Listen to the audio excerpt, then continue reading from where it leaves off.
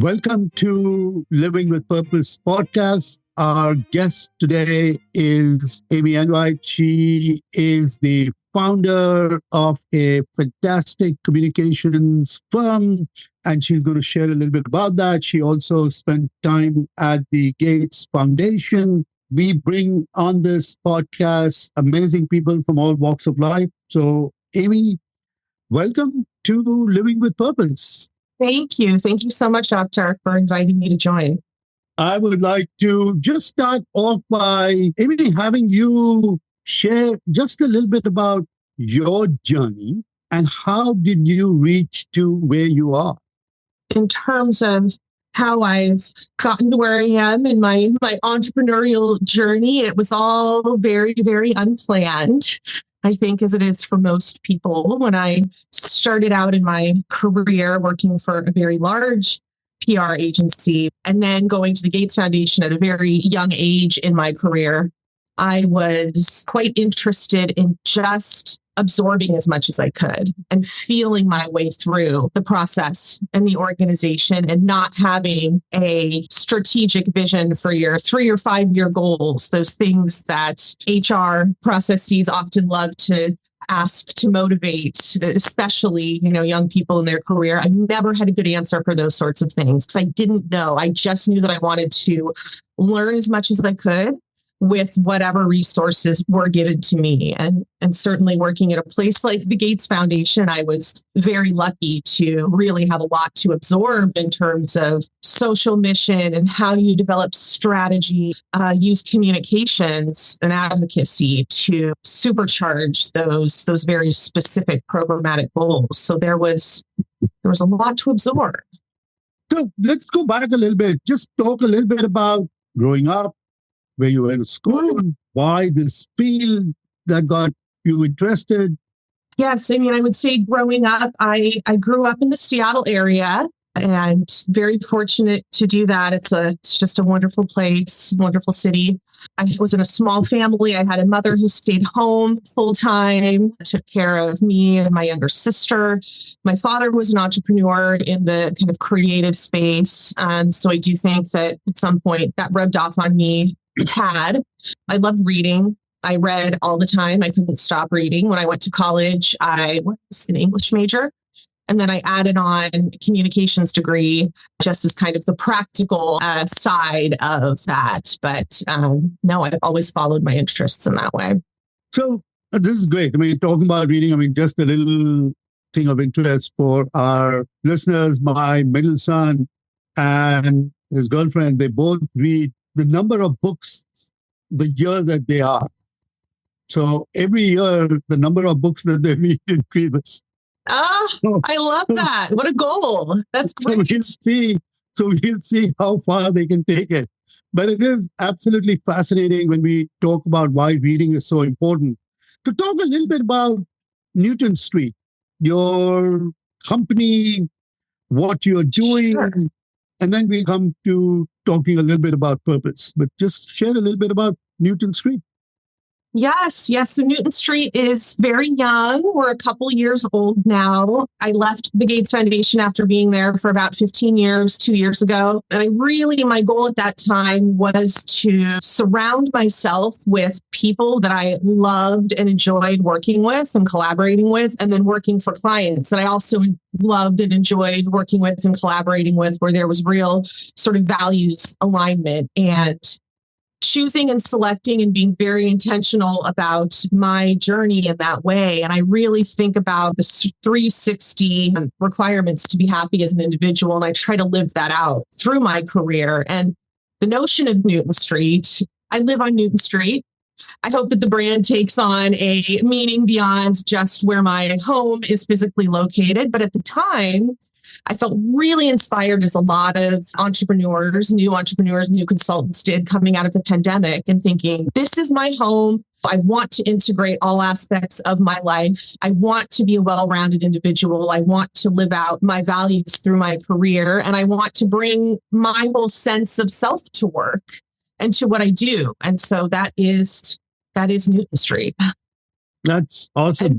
And to tell you a little bit, sorry, I didn't Yeah. quite answer your question, Akhtar, but what we do is we identify and work with those innovators and visionaries who are tackling big global problems such as climate change, health, economic opportunity, and we support them with strategic communications, kind of wraparound services. That's fabulous.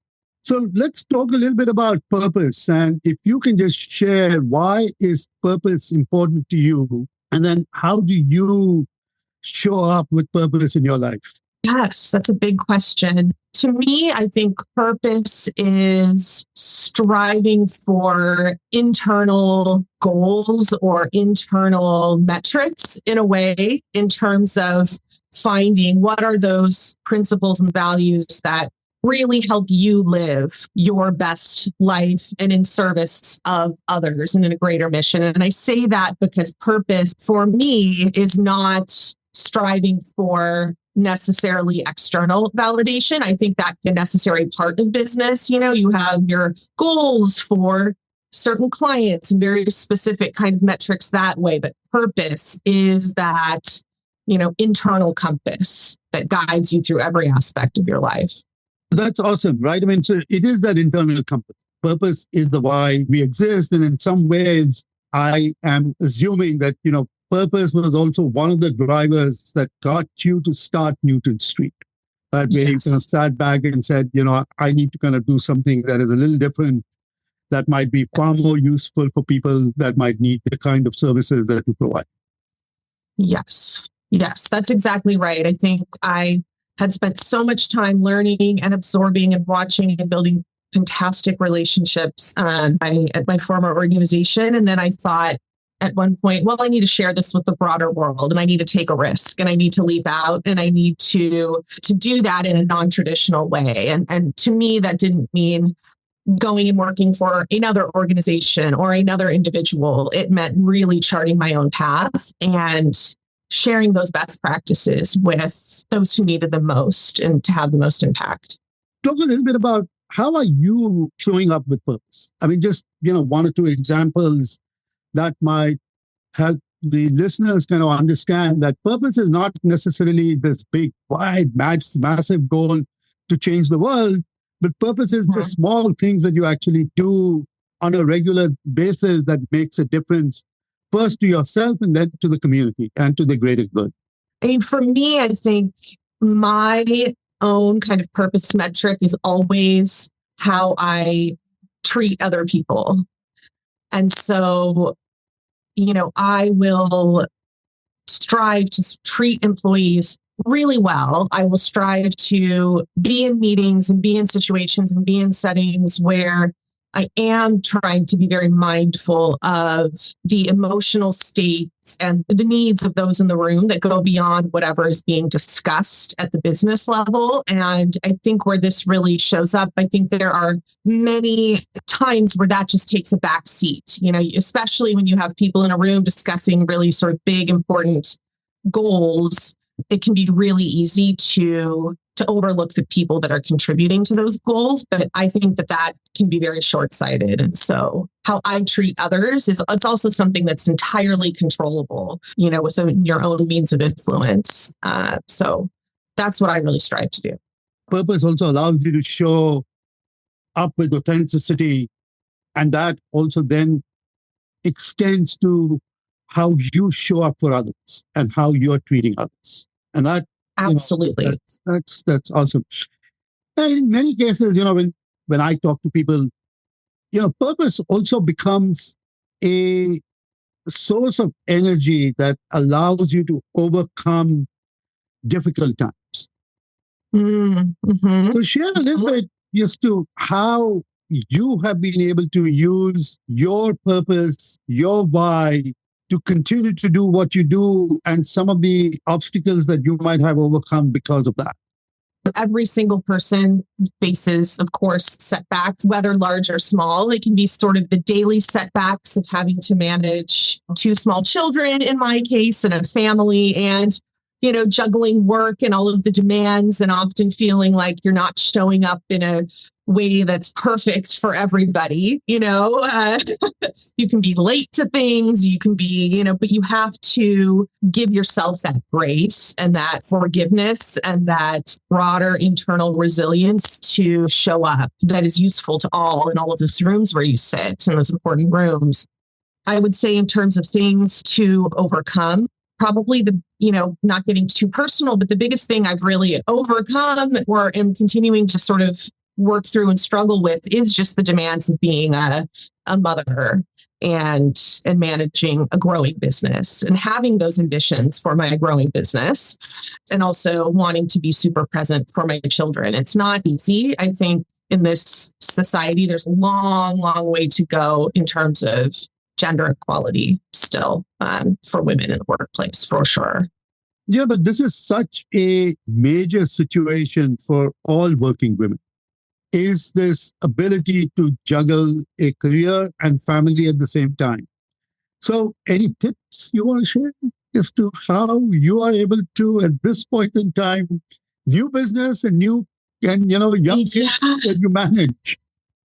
Yeah, I mean, I would say for me, and it goes back to the whole sort of Newton Street mentality, but I don't set up big kind of silos in my own life in terms of I'm striving to, and different things work for different people. Like now I'm going to purely focus on the family and I'm going to turn off the devices and I'm going to do, this and that. And that's what I strive for. Similarly with work, I'm going to go out somewhere and no one can bother me and interrupt me. I embrace the complexity and the full integration of my life at all times. It's just easier for me to manage. And I find this with a lot of women too. And I think just being okay with that. Like actually, it's less stressful for me to just embrace that full integration because I'm not trying to strive for something like artificial lines between how I show up in different situations. It doesn't mean my kids are going to run in all the time and interrupt me during important calls, those sorts of things.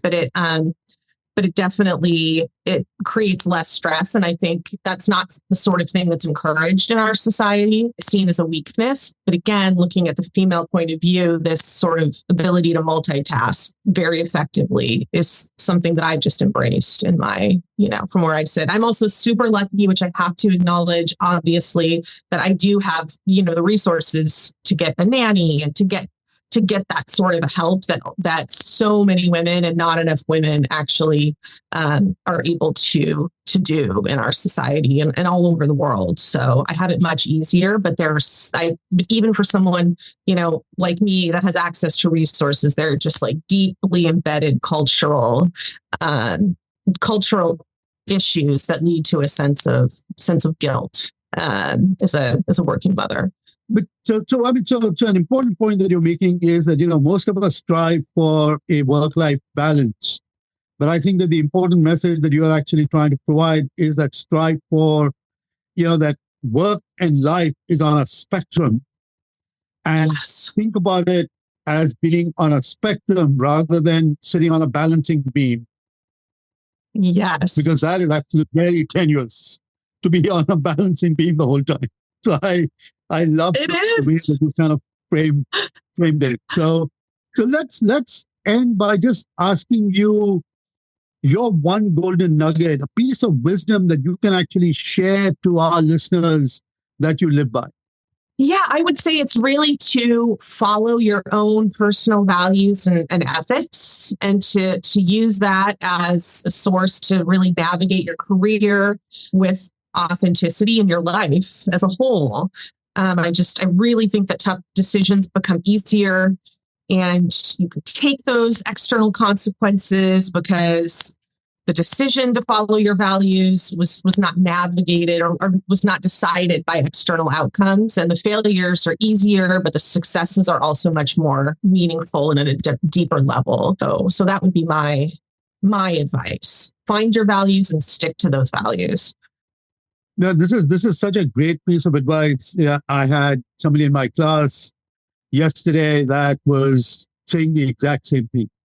That the most important thing that you can do as you're looking for any kind of work, this is a business school class, is to create your set of values so that when you show up for a meeting or for an interview, you can actually talk about why you are the most useful person that could be for that group of people because of the values you bring.